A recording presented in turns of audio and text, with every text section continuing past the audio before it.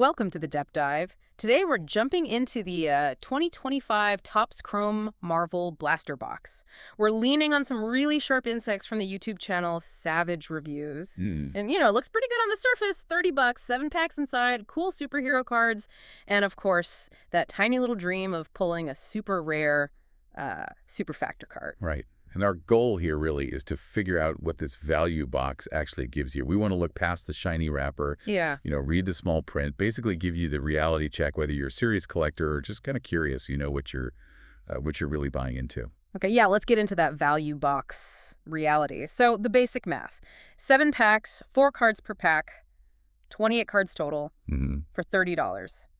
Honestly, just saying that makes my wallet hurt a bit. That's over $1 a card before you even, open anything. Yeah, the per card cost isn't amazing right off the bat. But is value box just about the number of cards, or is there, something else to it in the trading card world? Well, that term value box, you got to be careful with it in the card industry. It often means less about actual monetary value and more. Well, it's kind of a nice way of saying expect less, but hey, it's cheaper. Sort of marketing code for prepare for disappointment, but in affordable packaging. It sets expectations low for these budget products. Okay, so expectations managed. But even with the dodgy math, there are some guaranteed things in there, right? It says 2 yellow lava refractor parallels and 1 Iron Man gold insert. Sounds kind of fancy, doesn't it? Guarantees exclusives. It does sound good, yeah. Exclusive is a powerful word. But let's look at that. The yellow lava refractors are only in these blaster boxes. That part's true.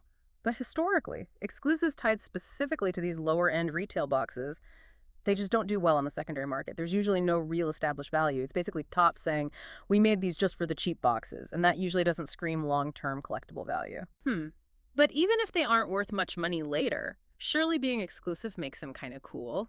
Like for someone who wants everything from the set or just likes how they look. Oh, absolutely. If you're just a casual fan, maybe you love Marvel, you love the look of Chrome cards. Yeah, they look cool, they're shiny, they're different. But if you're thinking about it from a collecting or maybe investing angle, exclusive to a budget box isn't really a phrase that gets the market excited.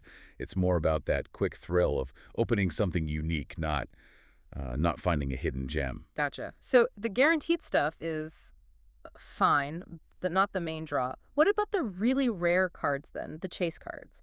Like a black refractor or that super factor thing. What are the odds actually like? The odds. Yeah, this is where it gets, let's say, interesting, or maybe depressing, depending on your view. They're astronomical. Honestly, hitting the big stuff in these blasters is statistically, almost impossible. How impossible are we talking? Okay, so a black refractor, they only make 10 of those. Your odds are about 1 in it, so wait for it. Over 6,000 packs. 6,000 packs. Wow. Okay.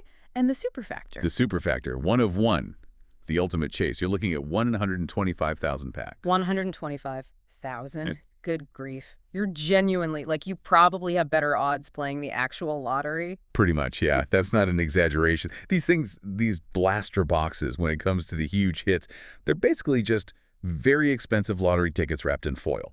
Shiny cardboard lottery tickets. Okay, wow. That puts it in perspective.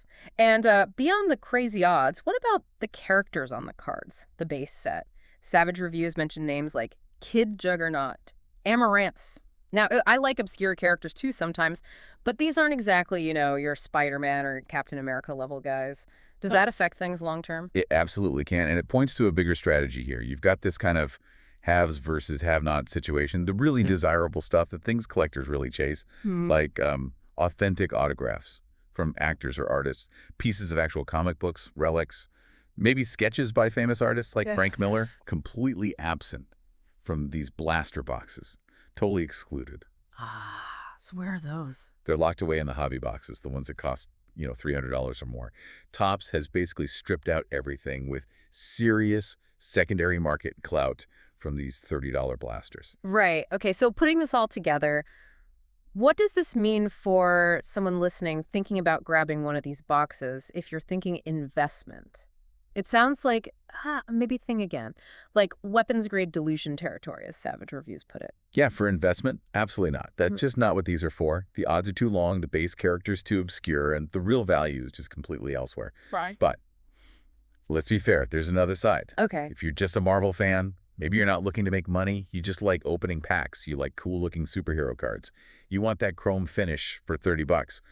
Then yeah, this box actually delivers exactly that. The cards themselves are well made, Right. that Chrome Tech Tops uses. It Yeah. does make everything look pretty premium, pretty slick. So it's an aesthetic thing, maybe, not a financial one? Precisely.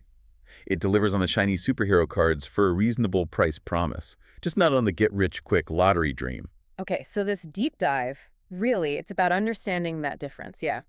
Knowing the reality behind the hype so you don't end up with like buyer's remorse because you were chasing impossible odds or hoping for investment growth that just isn't there. Exactly. Know what you're buying. And that kind of leaves us with a bigger question, doesn't it? What actually defines value in a collectible like this? When the super valuable stuff is basically unattainable statistically and the guaranteed exclusives don't really have market buzz, is the value just in liking how they look, the fun of opening the pack, the chase itself, even if you know you won't win? Something to think about, maybe. Until next time.